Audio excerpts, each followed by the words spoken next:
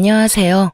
저는 돈으로 사람을 차별하는 시댁과 겨우 연을 끊을 수 있었던 평범한 40대 여성입니다. 보통 부모라면 어떤 자식이든 사랑으로 보듬는 게 당연하지 않나요? 그런 의미에서 저희 남편은 부모의 눈밖에 난 자식이었어요. 보통 이렇게 이야기하면 자식이 뭔가 잘못한 게 있으니 부모 눈밖에 나지 않았냐 하고 짐작하는 사람들이 많더라고요. 하지만 남편은 그런 사람이 아니었어요. 그저 잘난 두 동생에 비교되며 부모 눈밖에 났을 뿐이죠.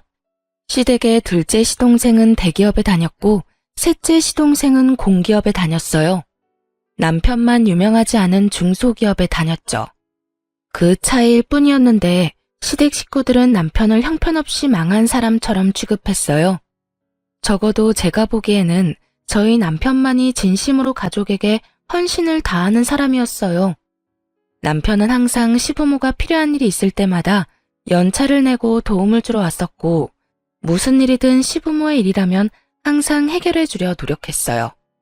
다른 두 동생들이 바쁘다는 핑계로 아무것도 안 할 때도 말이죠. 장남이라서 그랬던 것만은 아니었더라고요. 원래 심성이 곱고 착한 사람이었죠. 어릴 때부터 참 잘했다는데 시부모는 그런 남편보다 공부 잘하고 좋은 직장에 간 두 동생들만 편애했다고 하더라고요. 결혼 전 인사차 시댁에 들렀을 때 그런 모습을 본 적 있었어요. 시댁 화장실에서 긴장되어 심호흡하는데 밖에서 대화하는 소리가 화장실 안까지 들리더라고요. 시모가 남편에게 대놓고 말했어요. 넌 정말 끝까지 날 실망시키는구나. 어디 가서 꼭 너 같은 애를 데려오고. 엄마는 너한테 기대도 안 했지만 어떻게 저런 애를. 됐어. 내가 너한테 무슨 이야기를 하겠니? 어머니, 그 사람 좋은 사람이에요. 마음씨도 곱고 강단도 있고 착하고요. 뭐가 마음에 안 드시는 건지 모르겠지만 여자친구 앞에서는 그런 말씀 마세요. 끝까지 저를 옹호해주는 남편을 보며 마음이 뿌듯해진 것도 잠시였죠. 시모는 그런 남편에게 도리어 짜증을 냈어요. 좋은 사람인지 나쁜 사람인지 내가 알게 뭐니? 좋은 직장에 취직을 못했으면 마누라라도 제대로 된 사람 만나야지. 홀아버지 밑에서 큰 외동딸이라니. 게다가 의사도 아니고 간호사? 네 동생들 보기 부끄럽지도 않니? 네 동생들 와이프는 다들 교사에 공무원에 날고 기는데. 너 내가 왜 이렇게 마음에 드는 구석이 하나도 없어? 결혼하고 싶으면 네 마음대로 해라. 너 좋다는데 내가 무슨 할 말이 있다고? 그래도 너 결혼할 때는 동생들처럼은 못해주는 거 이해해라. 동생들 다 1억씩 해갔다고 너까지 1억 가져가려고 하면 형평성에 어긋나잖니? 네가 나한테 해준 게 뭐 있다고? 넌 5천만 원만 줄 테니 둘이서 알아서 맞춰서 가. 5천만 원 주는 것도 감지덕지인 건 알지? 시모의 말에 남편이 상처받을까봐 저는 후다닥 화장실에서 나왔어요. 그리고 웃으며 아무것도 못 들은 것처럼 남편 옆에 앉았죠.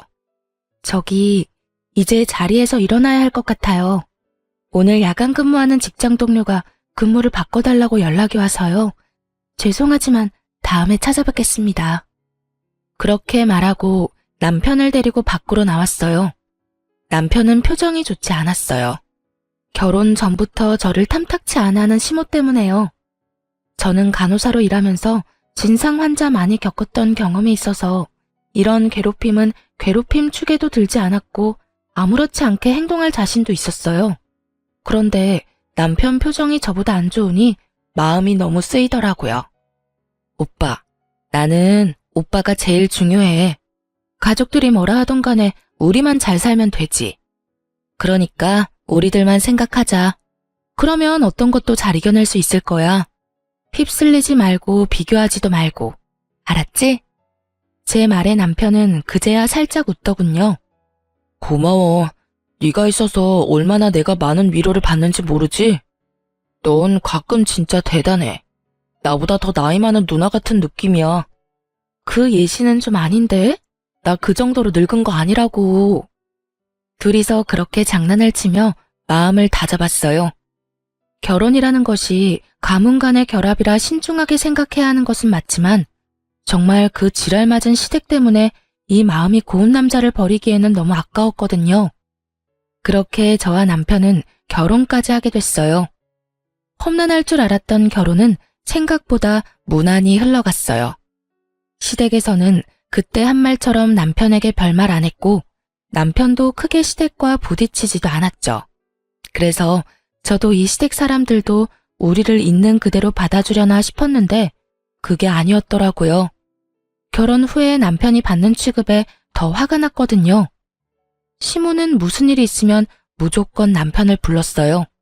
정말로 아주 간단하고 손쉽게 본인들이 할 수 있는 일에도 남편을 수시로 불러댔어요. 병원을 같이 간다거나 물건을 살 때 차 운전을 시키거나 지인들 경조사에 갈 때도 운전을 시켰어요. 그리고 더 화가 나는 건 부르는 시간도 천차만별이었다는 거예요. 아침에도 오후에도 한밤중에도 문제가 생기면 바로 전화해서 남편을 무슨 콜택시 부르듯 불렀어요. 제일 어이없었던 건 시댁 화장실과 세면대가 막혔다고 우리 남편을 불렀을 때였죠. 남편은 아침에 출근 전에 시댁을 들렀다가 가야 했거든요. 제가 그 부분에 대해 남편에게 몇 번 말한 적이 있었어요. 여보, 아무리 생각해도 이건 좀 너무한 것 같아.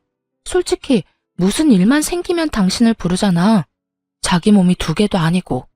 매번 어떻게 그 요청을 다 들어줘? 힘들면 동생들한테도 좀 시켜. 동생들은 나보다 더 바쁠걸? 그리고 내가 부모님한테 미안해서 그래. 기대하신 만큼 부응하지 못한 게 여전히 마음에 남아있거든. 이렇게라도 부모님한테 도움이 되면 마음이 편하거든. 남편은 남편 나름대로 시부모의 행동 때문에 받은 상처를 어떻게든 해결해보려 노력하고 있더군요. 그걸 무턱대고 부정하며 잘못됐다고 말할 수는 없더라고요. 그런데 제가 결국 시댁에 직접 말을 하게 되는 일이 벌어졌어요. 결혼 후 몇 달 뒤에 시모에게 직접 저한테 전화가 왔어요. 주말에 일이 있으니 시댁에 들르라는 말이었어요. 남편과 함께 갔는데 시모가 그러더군요. 다음 주면 명절인데 집골이 말이 아니구나. 오늘은 집 대청소에 냉장고 청소를 좀 해야겠다. 그러면서 저와 남편에게 청소 도구를 쥐어주시더군요. 저는 당황했어요. 갑자기 불러서 청소라니. 제가 물었어요. 동서들은 언제 오나요? 오면 같이 시작하는 게 어떨까 싶은데. 저는 당연히 다른 동서들도 올 거라고 생각하고 물었거든요. 그런데 시모가 어이없는 말을 하더군요. 동서들이 여길 왜 오니? 너랑 아범 둘이서 다 해야지. 내가 솔직하게 말해서 이런 말까지는 안 하려고 했는데 너는 염치도 없니? 네 2 동서들이 시댁에 용돈을 얼마를 주는지 알기는 해? 너희보다 월등히 많이 줘. 냉정히 생각해봐라. 걔네한테 일을 시키는 게 맞는 거니? 너희한테 일을 시키는 게 맞는 거니? 너랑 2 동서를 똑같이 생각하는 게 어이가 없잖아. 돈도 많이 못 벌어다 주는 거면 몸으로라도 때워야지. 그 말에 진짜 머리를 한 대 맞은 것 같은 기분이었어요. 이 사람이 무슨 소리를 하나 싶었다니까요. 매달 받는 용돈 액수의 차이가 나기 때문에 우리한테만 일을 시킨다는 말에 더 어이가 없었어요. 용돈이고 뭐고 다 떠나서 며느리를 일 시켜 먹으려고 한다는 것 자체가 언제적 사고방식인지 모르겠더라고요. 사실 남편은 결혼 전부터 시모에게 매달 20만 원씩 용돈을 드리고 있었어요. 결혼 전 남편은 월세로 따로 자취를 하고 있었거든요. 월급이 세후 280 정도였는데 적금을 100만 원을 꼬박꼬박 넣었죠. 월세 60에 적금 100에 생활비 쓰고 나면 딱히 남는 게 없었지만 그 없는 살림에도 남편은 시모에게 꼬박꼬박 20만 원씩 드렸어요. 많이 못 드려 죄송하다는 말과 함께 말이죠. 솔직히 그거라도 주는 게 대단하다고 생각했어요. 월급도 300이 안 되는 데다가 월세까지 사는 사람에게 20만 원도 큰 돈이잖아요. 그런데 2 동생들은 매달 50만 원씩 용돈을 준다고 하더군요. 결혼을 하기 전에도 결혼을 하고 난 뒤에도 말이죠. 시모는 그 액수의 차이가 차별의 기준이 된다고 아주 대놓고 말을 하더군요. 어머님은 며느리와 아들들을 이렇게 차별하는 게 당연하다고 말씀하시는 거예요? 차별이라니, 그건 차별이 아니라 등가 교환인 거지. 누가 들으면 오해할 이야기를 어쩜 이렇게 태연스럽게 하는지. 예, 너희가 돈을 적게 내니까 일을 더 많이 하라는 건데 그걸 왜 그런 식으로 받아들이니? 시모가 저한테 엄청 화를 내더군요. 제가 급소를 찌른 모양이었어요. 그런 식으로 비춰지고 싶지는 않은 모양이었죠. 그날 일을 하고 돌아와서 저는 남편에게 말했죠. 우리도 용돈 50 드리자. 내가 30만 원 보탤게. 이런 식이면 영영 죽을 때까지 시댁에서 하는 일처리 당신이랑 내가 다 해줘야 할지도 몰라. 당신은 부모님께 더 잘해주고 싶은 건지 몰라도 나는 아니야. 동서가 2명이나 있는데 내가 왜 혼자서 모든 걸 다 감당해야 해? 그리고 내가 만약에 애라도 생겨봐. 내가 그 몸으로 무리하다가 문제 생기면 그때는 어떻게 할 거야? 차라리 처음부터 그런 일 없도록 일 처리하는 게 나아. 내가 보태줄 테니까 그렇게 하자. 제 말에 남편도 수긍을 했어요. 임신을 언급하기 전에는 제 말에 반대를 하려고 한 듯 보였는데 애 이야기에 마음이 돌아섰더라고요. 그럴 수밖에 없죠. 애가 태어나고도 불려가는 거 생각하면 남편 입장에도 힘들 수밖에 없잖아요. 그래서 저는 그 다음 달부터 시모에게 50만 원을 붙였어요. 하지만 시모는 여전히 남편을 불러냈어요.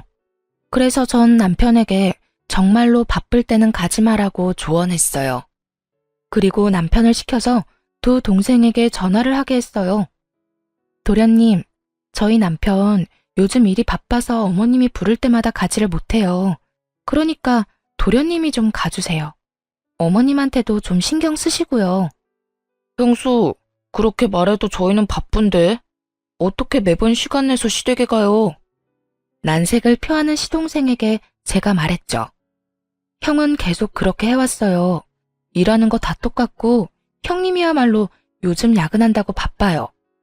여태껏 계속 해온 형 대신에 2 도련님이 애 좀 써주세요. 솔직히 이런 말까지는 안 드리고 싶은데 시댁에 돈 많이 받아간 사람은 2분이잖아요. 그게 무슨 말이에요? 저희는 매달 용돈도 꼬박꼬박 드리고 있다고요. 용돈은 저희도 드려요. 그런데 결혼할 때 도련님들 시댁에서 얼마 받으셨어요? 제가 알기로는 1억 넘게 받았다고 들었는데 저희는 5천만 원 받았거든요. 그러면 2 도련님께서 더 노력해야 하는 게 당연한 거 아닌가요? 저희보다 훨씬 많이 받아가셨잖아요. 여태 용돈 드린 거 제하더라도 말이죠. 제 말에 틀린 말이라고는 조금도 없었으니 도련님들도 어쩔 수 없이 알겠다고 하더군요. 그런데 문제는 저와 동서 쪽이었어요. 시모는 여전히 저만 부르더라고요. 김장날에도 저 혼자 불렀길래 제가 예전에 말했던 것처럼 시모에게 물었어요. 어머님, 동서들은 언제 오나요? 네 동서들은 안 온다. 바쁜 애들을 왜 불러? 죄송한데 용돈을 세 아들이 똑같이 50만 원씩 주는데 왜 김장에는 저만 부르셨어요? 부르려면 다 똑같이 부르셨어야죠. 그게 무슨 소리냐? 네가 맏며느리니까 부른 거지. 어머님, 저번에 저희한테 용돈 다르게 준다고 용돈 많이 주는 사람은 일 못 시킨다고 얘기하셨잖아요. 저희 지금 동서들처럼 50만 원씩 꼬박꼬박 드리고 있어요. 그리고 솔직히 이런 말 하기도 좀 그렇지만 저희 결혼할 때 도련님들보다 더 많이 받은 거 없어요. 도리어 훨씬 적게 받았죠. 장남인데도 불구하고 말이죠. 솔직히 주는 것도 다행이라고 생각하고 여태껏 남편이 군말 없이 시댁 일 도와드렸던 것 같은데 저는 그게 평등하다고 생각 안 하거든요. 어머님이 저번에 용돈 때문에 차별하신다고 하셨고 이제는 똑같이 용돈을 받으시니까 세 사람 동등하게 번갈아 가면서 부르세요. 며칠 전에 저 불러서 운전시키셨잖아요. 그러니까 이번에는 다른 동서 부르세요. 그렇게 말하면서 저는 내려놓았던 핸드백을 다시 들었습니다. 그리고 현관문 쪽으로 걸어갔죠. 그러자 시모가 제게 큰 소리를 치더군요. 야, 넌 뭐가 그렇게 잘났어? 너 며느리야. 맏며느리답게 일하라면 해. 고작 용돈 똑같이 내는 것 때문에 지금 바쁜 애들을 부르라는 얘기니? 넌 정신이 있는 거야, 없는 거야? 말씀드리자면 바쁘기는 간호사가 제일 바빠요. 저는 주 6일 일하는 사람이라고요. 그분들은 주 5일 일하죠? 공휴일 다 쉬면서. 일주일에 이틀을 쉬는 사람이랑 일주일에 하루를 쉬는 사람 중에 누가 더 바쁘고 덜 바쁜지 계산이 안 되세요? 용돈 계산은 확실하게 하시면서 날짜 계산은 잘 안 되시나 봐요. 결국 제 말에 아무런 반박을 할 수 없었던 시모는 기가 차다는 표정으로 저를 바라보더군요. 근본도 없는 년이랑 결혼한다고 할 때부터 내가 알아봤어. 아무것도 없는 년 받아줬으면 군소리 말고 일이나 잘하면 될 것이지. 매번 사사건건 사람을 허파를 뒤집어 놓지. 내가 그 결혼 시키질 말았어야 했어. 할아버지 밑에서 뭘 배웠겠어? 이래서 엄마 없는 며느리 들이는 게 아니었는데. 제가 돌아가신 어머니한테 배운 건 없어도 사람 차별하면 안 된다는 것쯤은 잘 알아요. 그것도 돈 가지고 치사하게 말이죠. 그리고 어차피 생각도 없으시겠지만 김장 김치 하셔도 저희한테 연락하지 마세요. 일도 안 했는데 가져갈 만큼 염치 없는 사람 아닙니다. 뭐 남이 해놓은 것 넙죽넙죽 잘 받아가서 퍼먹는 뻔뻔한 인간들도 이 집에는 좀 많던데 저는 그런 뻔뻔한 사람들이랑은 좀 다르거든요. 그럼 김장 잘하세요. 그렇게 말하고 저는 집으로 돌아왔습니다. 그러게 왜 사람을 별것도 아닌 걸로 차별을 하는지 다른 사람 못 살게 굴 때는 본인도 당할 거라는 생각을 해야죠. 그 뒤로 시모는 저한테는 연락을 안 하더군요. 대신 남편을 좀 더 많이 부르게 됐죠. 하지만 남편도 결국 시모의 요구를 적당히 거절하자 비로소 평범한 생활을 할 수 있게 됐어요. 매번 별거 아닌 일로 불려가는 생활에서 해방된 거죠. 남편과 저는 겨우 여유로운 생활을 즐길 수 있었습니다. 하지만 그것도 아주 잠깐뿐이었어요. 남편 회사에 문제가 발생하게 됐거든요. 남편은 중소기업에서 일하는데 본래 남편 성격 자체가 회사원 기질은 아니었어요. 그런 남편에게는 특기가 하나 있었는데요. 그게 바로 요리였습니다. 요리는 정말 모르는 제가 맛봐도 남편의 음식은 무척 맛이 있었거든요. 그 음식 솜씨에 반해서 결혼하게 된 것도 있으니까요. 남편 회사에는 재정 악화로 인원 감축이 시작됐고 남편은 퇴사를 해야 할 것 같다고 저에게 상의를 하더군요. 가게를 차리려는 생각이었어요. 사실 멀쩡한 직장 놔두고 나오는 거면 화를 냈을 거예요. 하지만 이미 재정 악화로 인한 감축이 이뤄지고 있는 회사였어요. 언제 망할지 모른다는 거죠. 물론 지금 당장 망할 리는 없겠지만 미래가 없다는 건 누가 봐도 뻔한 일이었어요. 그리고 저는 남편의 음식 솜씨와 장사 수완을 믿기로 했어요. 사실 저도 간호사로 일하며 돈을 벌고 있으니 괜찮을 거라고 생각한 것도 있었어요. 남편이라면 잘할 수 있을 것 같다는 생각으로 남편이 하겠다는 양식 음식점을 저도 응원하게 됐죠. 그런데 남편이 가게를 창업하려고 하는데 돈이 조금 빠듯했어요. 그래도 조금만 아끼고 제가 조금만 더 일하면 충분히 충당할 수 있는 금액이긴 했어요. 그런데 문제는 그 뒤에 생겼어요. 제가 덜컥 임신을 하게 된 거였죠. 아이가 생기지 않도록 노력했지만 결국에는 제 맘대로 되는 게 아니었더라고요. 그렇게 애가 생기니 저도 슬슬 걱정이 되더군요. 애한테 드는 돈이 생각보다 많을 것 같아 수중에 있는 돈을 다 끌어다가 남편 가게에 모두 털어놓을 수는 없었어요. 그래서 모자란 돈은 대출을 할까 생각 중이었거든요. 일단 저희 집을 담보로 대출을 하고 차가 2대 있으니 제 명의의 차는 팔아야 할까 생각했죠. 그렇게 가게 창업 비용 때문에 걱정을 하고 있었는데 그때 시모가 남편에게 그 이야기를 들었는지 잠깐 시댁으로 오라고 하더군요. 너희 창업할 때 돈 필요하지? 결혼할 때 5천만 원밖에 안 해줬으니까 이번에 가게 창업할 때 5천만 원을 빌려줄게. 대신에 연이자 3%로 빌려줄 거야. 언제든 일시 상환 가능하고. 어때? 어머님 죄송한데 저희는 3천만 원만 있으면 되는데 어째서 5천만 원이나 빌려주시려고 하세요? 너희 가게 차릴 때 딱 필요한 만큼만 돈 나오는 거 아니다. 인테리어나 그 외 다른 변수들이 생기면 어떻게든 돈이 들게 돼 있어. 그래서 조금 더 여유롭게 주려는 거야.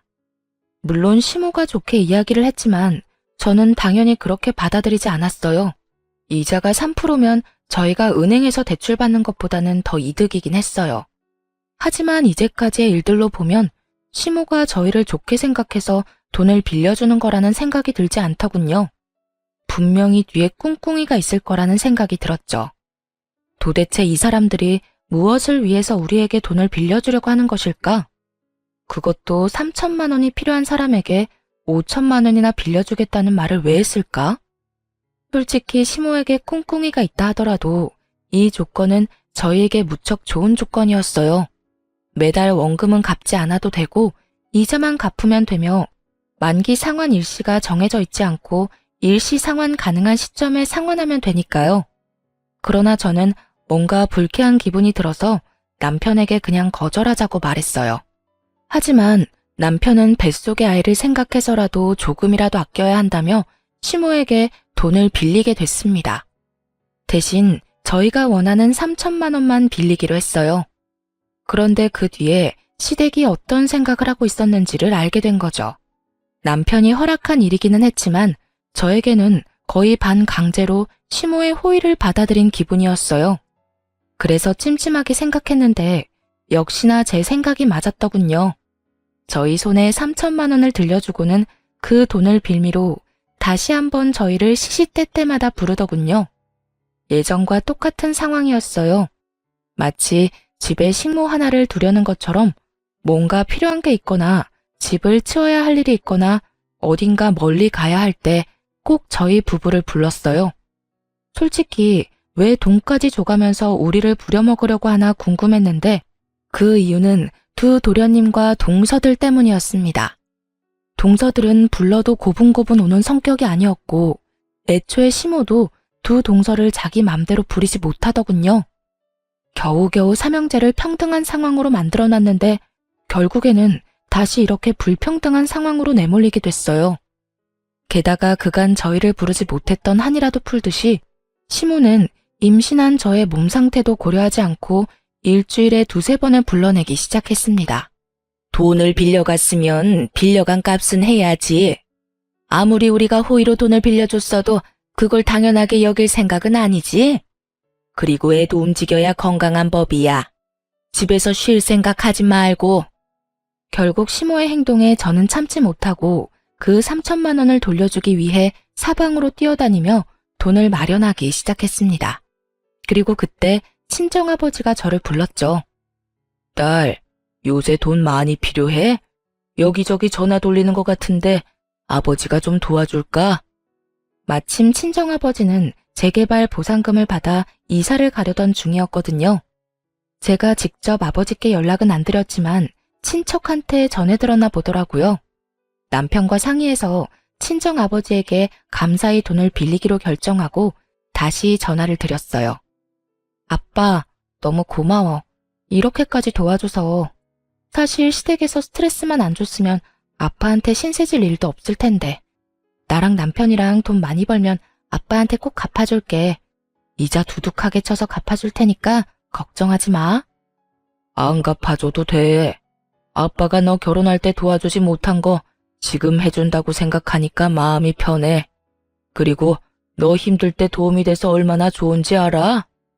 여태껏 너한테 도움 한 번 못 돼서 마음에 짐이 무거웠거든. 그러니까 딸, 갚을 생각하지 마. 저는 그런 아버지를 끌어안아주고 다독여줬습니다. 정말 너무 감사한 일이었어요. 부모의 사랑이라는 게 당연하지 않다는 걸 옆에서 봤잖아요.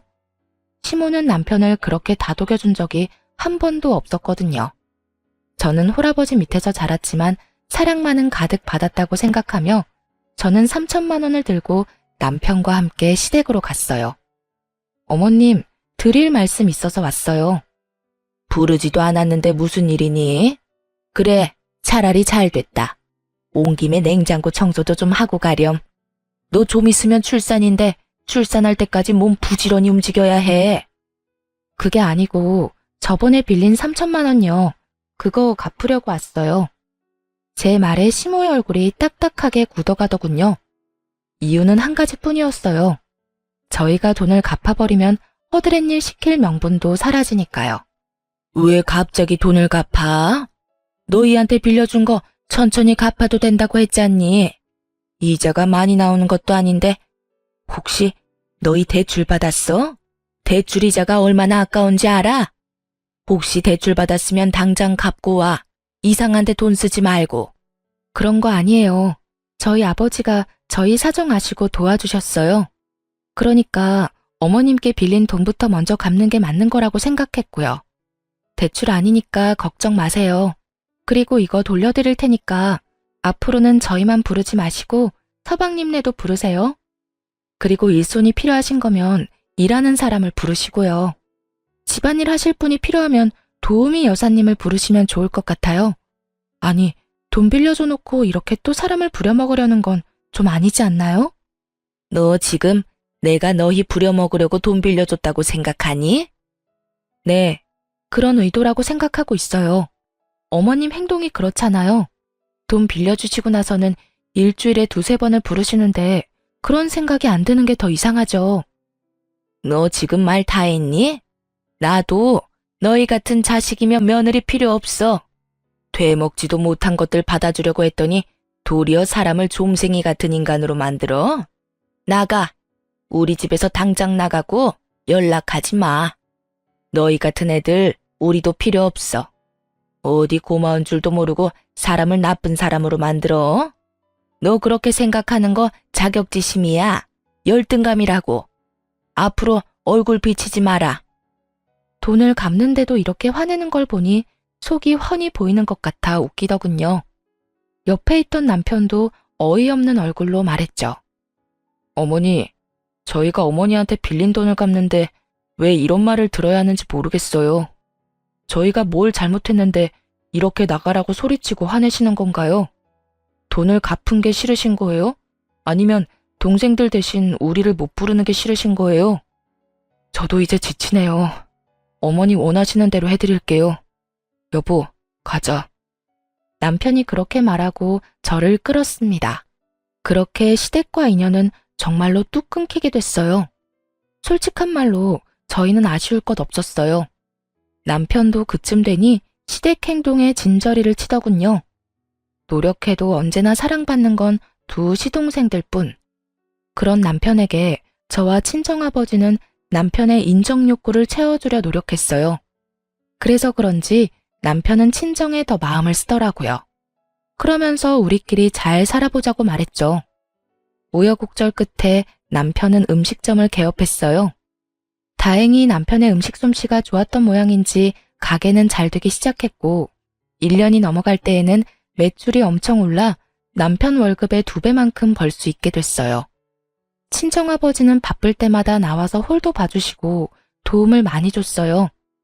회사원으로 일할 때마다 더 벌게 되니 저희 주머니 사정도 굉장히 나아졌어요.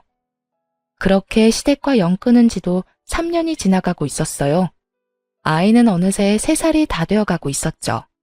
그렇게 행복할 줄 알았는데 친정아버지 몸이 많이 안 좋아졌어요. 병원에 가보니 위암에 걸렸다고 하더군요.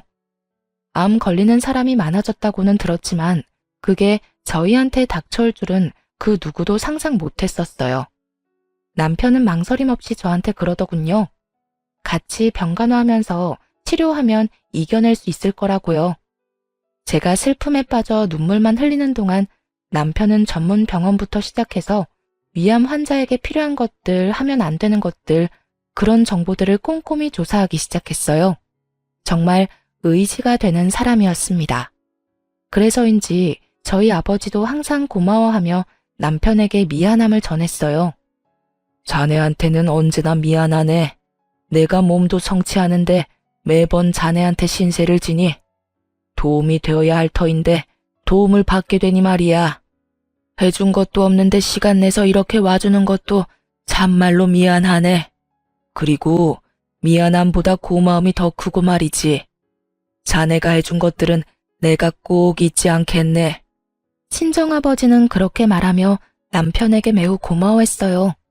남편은 뿌듯해하기도 하고 칭찬을 받으니 더 열심히 하고 싶기도 했나 봐요. 저희가 의지를 다잡고 있는 동안 시모에게서 연락이 왔어요. 잠깐 만나자고 하더군요. 그것도 남편과 함께 말이죠. 남편은 가게 문을 닫고 나올 수가 없어서 시모를 가게로 불렀어요. 오픈 시간 전에 말이죠. 시모는 작은 규모의 저희 가게를 보더니 코웃음을 치고는 용건만 빠르게 말하더군요. 너희 아버지 병원 데려갔더니 간암 3기란다. 이식 말고 답은 없다는데 내일 땡땡 병원 가서 이름 말하고 간이식 검사하고 와. 정말 3년 만에 뜬금없이 찾아와서 할 말은 아니었어요. 그리고 저만 그렇게 느낀 건 아니었죠. 언제는 필요 없다고 나가라고 해놓고 3년 만에 연락 와선 간이식 검사를 하라고요? 그보다 먼저 할 이야기가 있지 않으세요? 넌 도대체 무슨 말이 듣고 싶은 거니? 내가 화내서 너희를 쫓아냈다고 해서 네 아빠가 바뀌는 건 아니잖아. 아버지가 아프다는데 이식도 안 해주려고? 그게 아니죠. 3년 만에 만났으면 저희 근황부터 묻고 저번 일에 대한 사과를 하는 게 맞잖아요. 장장 3년을 연락도 안 하고 지냈는데 갑자기 제 간이 필요해서 왔다고 하면 제 기분은 어떻겠어요? 검사는 할 거고요. 그런데 드리고 안 드리고는 제가 선택할 문제죠. 선택? 너한테 선택이라는 게 있다고 생각하니? 너 머리끝부터 발끝까지 나랑 내 남편이 만들어준 거야. 그런 주제에 네가 부모 부양의 의무를 지지 않겠다는 거야? 그럼 처음부터 부양을 할 수 있도록 다른 동생들과 차별하지 말고 잘 키워주셨으면 됐잖아요. 제가 바보라고 생각하세요? 저야말로 두 분이 바라는 인생 만들어드리지 못해서 마음의 비처럼 생각하고 허드렛 일 다 도맡아서 한 거예요. 그쯤 했으면 인정해주고 이해해줄 때도 되지 않아요? 그런데 어머니 저한테 어떻게 하셨어요? 차라리 저한테만 그랬다면 저도 군말 안 할 생각이었어요. 그런데 제 와이프까지 끌어들여서 이 일 시키는 건 아니잖아요. 재수 씨들은 손가락에 물 하나 안 묻히면서 왜 저희 아내한테만 그런 일을 시키셨어요? 너 지금 네 와이프 편드느라 부모한테 대드는 거니? 그럼 네가 잘 좀 하지 그랬어? 아직까지 제 탓이에요? 알았어요. 더 이상 할 말 없으니까 나가세요. 어머니 진심은 잘 알았어요. 뻔히 눈앞에 보이는 손녀딸에게 눈길 한번 안 주는 거 보니 저를 자식이 아니라고 생각하는 건 명백해 보이니까요. 저는 어머니 소유물이 아니고 간이식은 어느 누구도 강요할 수 없는 부분이에요. 제가 연락할 때까지 연락하지 마세요. 결국 시모는 남편에 의해 가게 밖으로 쫓겨나갔어요. 그러나 남편은 결국 간이식 검사를 하러 갔어요. 부모 자식이고 시부는 시모만큼 남편을 못 살게 군 것도 아니었으니까요. 만약 시모가 간에 문제가 생겼다면 저는 결사반대했을 거예요. 그렇지만 시부고 남편 마음이 그러하니 존중해주기로 했죠. 검사를 하러 갈 때는 남편과 제가 같이 갔는데 하필이면 시부를 담당하는 의사 밑에 제 대학 동기가 일하고 있더라고요. 반가워서 얼굴 보고 몇 마디 나누다 이식센터에 내려가 접수를 했어요. 그렇게 일주일 뒤 검사 결과를 들으러 다시 방문했는데요. 그날 남편 검사 결과가 나온다는 말에 시모까지 달려왔더라고요. 남편은 그런 시모를 보고도 인사 한 번 건네지 않았죠. 검사 결과는 부적합이었어요. 저는 속으로 안도의 숨을 내쉬었어요. 장기 이식 공여자는 평생 몸 관리를 해야 하니 좀 걱정됐었거든요. 그렇게 저희는 자리를 뜨려고 하는데 시모가 저를 붙잡으며 말하더군요. 너도 가족이잖니? 너도 검사 한번 해보고 가거라. 어머니! 시모의 어이없는 말에 남편이 저 대신 화를 버럭 냈어요. 어떻게 이렇게 무례할 수 있어요? 화내려는 남편을 자제시키며 제가 시모에게 물었어요. 저한테 하라는 거 보니 다른 두 동서들은 간이식 검사 했나 보죠? 그래, 둘 다 부적합으로 나왔다. 넌 맏며느리인데도 검사를 안 하면 그건 문제가 있지 않겠니? 죄송한데 어머님, 적합자는 이미 나온 걸로 아는데요. 제가 진행 상황 차트를 전부 봤거든요. 적합한 가족이 이미 나왔는데도 저희한테 검사 요구하는 거 혹시 아버님도 알고 계시는 상황인 건가요? 제 말에 시모가 입을 꽉 닫아버리더군요. 묵비권 행사, 침묵이 진실이라는 말이 있죠. 사실 이걸 물어볼 필요도 없었어요. 왜냐면 이미 알고 있었거든요. 그 동기가 알려줬으니까요. 시모가 보호자 신분으로 결과를 전부 듣고 갔다고 하더라고요. 어머니, 어떻게 이러실 수 있어요? 적합자가 있는데 왜 검사해보라고 한 거예요? 그걸 언제까지 속일 생각이셨어요? 넌 동생 앞길 막고 싶니? 공여자도 힘든 수술이라잖니. 너야 별 볼 일 없는 직장에 이를 것도 없지만 둘째랑 셋째는 너랑 달라. 걔네들이 얼마나 큰 일을 하고 있는데. 시모의 어이없는 말에 남편이 시모에게 소리를 지르며 난리를 치는데 저는 조용히 그 옆에서 폰을 들었어요. 그리고 시부에게 전화를 걸었죠. 네, 오랜만에 연락드려요. 죄송해요. 그런데 제가 드릴 말씀이 있어서요. 혹시 둘째 도련님이 간이식 적합자인 거 알고 계셨어요? 어머님이 아버님을 속이신 것 같아요.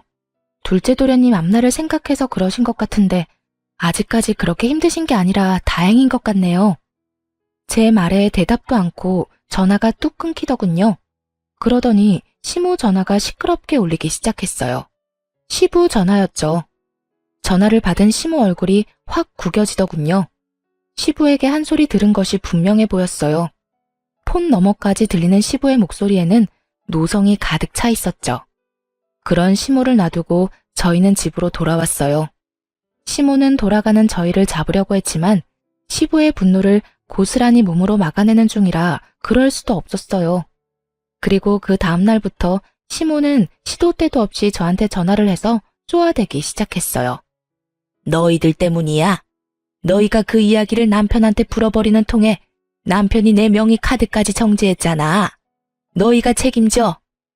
어머님이랑 둘째 도련님이 거짓말해서 생긴 일을 왜 저희가 책임져야 하는데요? 그리고 무슨 책임을 어떻게 지라는 말이에요? 너희 이 집 살 때 5천만 원 해준 거 내놔. 그거라도 있어야 내가 생활을 하지. 늙어서 골골대는 인간 병수발도 들어야 하는데 돈도 없으면 어떻게 생활을 하니? 매달 100만 원씩 꼬박꼬박 받는다는 걸 제가 아는데도 돈 없는 것처럼 말하는 걸 보니 참 어이가 없었죠. 그리고 그 5천만 원을 걸고 넘어질 줄은 생각도 못했거든요. 그래도 그 집구석에서 나온 돈 차라리 이참에 다 갚아버릴까 했죠. 그렇지만 지금 돈 좀 번다고 5천만 원이라는 큰 돈이 갑자기 하늘에서 떨어지는 건 아니잖아요. 그때 제 전화를 듣고 있던 아버지가 그러더군요. 너희만 괜찮으면 너희 집 팔고 우리 집 전세금 합쳐서 좀 더 평수가 큰 집 얻고 남은 금액으로 5천만 원 갚는 건 어떻겠니?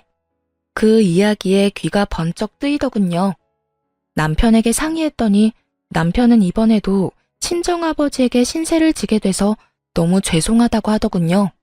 아버지는 우리가 보호자로 간병을 해주고 있으니 당연히 받아도 되는 일이라고 했고 대신 자신을 간병하는 일이 힘들 거라 그것만 걱정된다고 하셨거든요. 남편은 그 제안을 받아들이기로 했어요. 그렇게 저희 집을 팔고 좀 더 외곽에 집을 얻기로 했어요.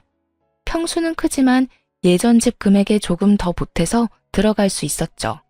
부랴부랴 해결하느라 시간이 좀 걸리기는 했지만 저희는 시모에게 줄 돈을 마련할 수 있게 됐어요. 운 좋게 2달 만에 모두 다 팔리고 새로운 곳에 이사까지 들어갈 수 있었어요. 그리고 나서 돈 5천만 원을 보냈어요. 그리고 시모에게 전화했죠. 어머님, 돈 돌려드렸으니까 확인해보세요. 그래? 2달이나 걸렸지만 그래도 갚은 건 다행이네. 그렇게 말하고 전화를 끊은 시모에게 다시 전화가 왔어요. 야, 너 돈 갚는다고 해놓고 이게 무슨 짓이야? 돈이 안 들어왔잖아. 저 돈 돌려드렸어요. 아버님 계좌로요. 저희 이 돈 받을 때 아버님 계좌에서 받은 거 알고 계시죠? 이런 돈 문제는 정확히 하는 게 좋거든요. 혹시라도 제가 돈을 어머니 계좌로 드렸다가 나중에 아버님이 돈 갚으라고 하면 큰일이잖아요. 빌려준 사람한테 돈을 갚는 건 당연한 거죠. 저는 일부러 시부에게 돈을 보냈거든요. 시부 주머니에 돈 들어가면 시모에게 돈 줄 일이 없을 테니까요. 너 바보야? 그걸 네 시아버지에게 주면 어떡해? 지금 우리 둘이 싸워서 내가 돈 한 푼 못 받고 있는데. 설마 너 일부러 그런 거니? 아까도 말했지만 돈 관계 확실하게 하려고 아버님한테 드린 거니까 저한테 뭐라고 하지 마시고 아버님한테 싹싹 빌어보세요. 그러면 아버님도 마음 바뀌겠죠. 저는 건조하게 말하고 전화를 끊었어요. 시모가 뭐라 소리치는데 들을 필요는 없었거든요. 그렇게 저희는 시댁과의 모든 돈 관계를 청산했고 드디어 인연 끊고 살 수 있게 됐어요. 더 이상 저희한테 뭔가를 요구할 수는 없으니까요. 그렇게 남은 돈으로는 남편 가게를 리모델링해서 좀 더 확장하고 더 화사하게 꾸몄어요. 그게 잘 맞았는지 입소문 타며 가게도 더 잘 되게 됐어요. 그리고 얼마 뒤 시부가 간이식을 받았다는 이야기를 막내 시동생에게 전해 들었어요. 그리고 그로부터 또 몇 달 뒤에 시동생이 화가 많이 난 채로 저희 남편을 찾아왔더라고요. 형, 이게 말이나 되는 일이야? 아버지가 5천만 원 들이밀면서 둘째 형한테 간이식 하라고 난리도 아니었어. 아니, 적합자가 둘째 형이니까 당연히 이식해줘야 하는 건데 그걸 속이고 안 해주려 했던 형한테 5천만 원을 주고 이식해달라는 이 상황이 맞기는 한 거야? 내가 적합자였으면 나는 그냥 줬어. 돈을 받고 간을 주다니 둘째 형도 너무 뻔뻔한 거 아니야? 그것 때문에 5천만 원을 날리다니 아버지는 생각이 있는 거야 없는 거야? 수술만 잘 됐으면 됐지 뭐. 아버지도 수술하고 괜찮으시지? 괜찮기는 수술하고 고작 3달 지났을 뿐인데 이 영감이 정신 못 차리고 벌써 술 마시고 담배 피고 난리도 아니야. 이제는 가족 중에 적합한 사람도 없는데 이럴 거면 그 간은 왜 가져갔대? 어차피 얼마 못 쓰고 또 버릴 거면. 둘째 형만 불쌍하게 됐지 뭐. 간 주고 돈은 받았는데 몸이 안 좋아졌대. 형 사업하잖아. 이래저래 과로할 일도 많고 술 마실 일도 있는데 아무리 조심해도 몸이 나빠지더라고. 간 이식해준 사람도 받은 사람도 다 나빠졌네. 그래도 아직 괜찮은 것 같은데? 두 사람 다 입원은 안 해도 되는 건가? 나도 몰라. 나 둘째 형 5천만 원 받았다는 거 얼마 전에 알고 그 집이랑 인연 끊었어. 왜 돈을 둘째 형한테만 줘? 완전히 기분 상하잖아. 아니, 간이식을 해줬다고 돈을 왜 줘? 그리고 그거 준다고 넙죽 받아쳐먹은 둘째 형한테도 화나고. 결국 시부가 그 5천만 원을 둘째 시동생에게만 줬다는 게 화가 난다는 막내의 투정이었던 거죠. 하긴 돈만큼 사람 기분 상하게 하는 게 없죠. 돈으로 차별하는 집안에서 커서 그런지 돈에 관한 건 아주 예민하게 받아들였더라고요. 그리고 엄마도 좀 너무한 거 아니야? 우리한테 매달 돈 받아가면서 집 살 때 1억 넘게 해줬으니까 책임지라며 우리더러 합가하자고 하잖아. 돈 더 받아간 둘째 형한테 말하라니까 형은 간이식을 해줘서 안 된대. 그러면서 우리 집에 와서 돈을 얼마나 펑펑 쓰는지. 말도 못하게 낭비가 심해서 엄마도 내쫓아 버렸어. 와이프가 엄청 싫어했거든. 돈은 있는 대로 갖다 쓰면서 무슨 잔소리는 그렇게 많은지 화가 안 날 수가 없더라고. 막내 도련님 이야기를 들어보니 시모도 여전하더라고요. 그렇게 울분을 토하고 간 막내 도련님 이후에 둘째 시동생도 저희 집에 찾아왔어요. 아주 얼굴이 반쪽이 되었더군요. 형, 부탁이 있어서 찾아왔어. 무슨 부탁? 아버지, 좀 형이 모시면 안 돼? 형이 장남이잖아. 나는 간이식까지 했고 막내는 어머니 모시고 있어. 그러니까 형이 아버지 모셔야지.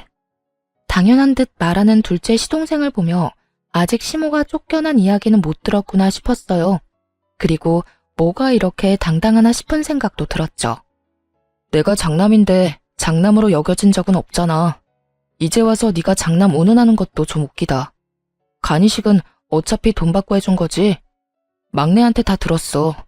그리고 너희 결혼할 때 돈 다 받아갔잖아. 난 그거 다 갚았어. 그러니까 그 돈 갚을 만큼은 네가 아버지 돌봐드려. 돈 줄게. 아버지한테 받은 5천만 원 나눠줄 테니까 아버지 좀 부탁하자. 응? 너 우리 가게 얼마나 잘 되는지 모르지? 그 돈 없어도 될 정도야. 그리고 그 5천만 원 원래 나한테서 나온 돈인 거는 알고 있어? 집 살 때 받은 돈 5천만 원 내놓으라더라. 그래서 돌려드렸는데 그걸로 간을 사실 줄이야. 어쨌든 우리는 돈 없어도 되니까 너희 일은 너희가 알아서 해. 형, 1억이야? 형도 가족이잖아. 어느 가족이 돈으로 형제를 차별해? 그리고 3년 동안 연락 없어도 너희 잘 살았잖아. 아버지 몸 좀 안 좋다고 연락 와서 이제 와서 가족 행세하면 누가 좋다고 그럴까? 그러니까 여태 해왔던 것처럼 알아서들 해. 우리한테 신경 끄고. 그리고 나는 처가 식구들 챙기는 것만으로도 바빠. 여태껏 장인어른한테 도움받은 게 얼마나 많은데 그래서 병수발 드는 것도 당연한 일이고. 뭐? 지금 친아버지 놔두고 남의 아버지를 챙기겠다는 거야? 당연하지. 그 친아버지 친어머니가 나한테 한 짓을 생각하면 항상 도움만 주려는 처가의 눈길이 가는 건 당연하지 않냐? 있는 것도 다 빼앗아가고 종처럼 부려먹으려는 부모랑 있는 거 다 내어주고 고맙다며 항상 챙겨주는 장인어른이랑 비교가 안 되려야 안 될 수가 없잖아. 앞으로 이런 일로 나 찾아오지 마. 그렇게 남편은 둘째 시동생도 내보냈어요. 나중에 이야기 들어보니 간이 다시 망가진 시부는 돌봐줄 사람 없이 요양병원에 들어갔고 간이 식은 꿈도 못 꾸고 있다고 하더군요. 게다가 시부가 돈을 꽉 쥐고 있는 통에 돈 한 푼 제대로 못 쓰는 시모도 막내 아들에게 버림받고 단칸방 하나 얻어서 수발들며 힘들게 살고 있다고 하더라고요. 자식을 도구로 쓰려다가 스스로 도구가 되어버린 시모를 보면서 조금이라도 장남에게 잘했으면 이런 비참한 노년을 맞이하지는 않았을 거라는 생각이 들었어요. 저희 아버지는 위암 진단 후 저희 부부의 지극한 병간호에 이제 완치 판정, 즉 치료 후 5년까지 딱 1년을 앞두고 있거든요. 남편이 처갓집에 마음을 붙여줘서 참 다행이라는 생각을 해요. 그리고 이런 복덩이 같은 남편을 제 손으로 내친 시댁도 자기 손으로 복을 내보낸 걸 알려나 모르겠네요. 지금까지 저의 긴 시댁 이야기 들어주셔서 감사합니다. 좋은 하루 되세요.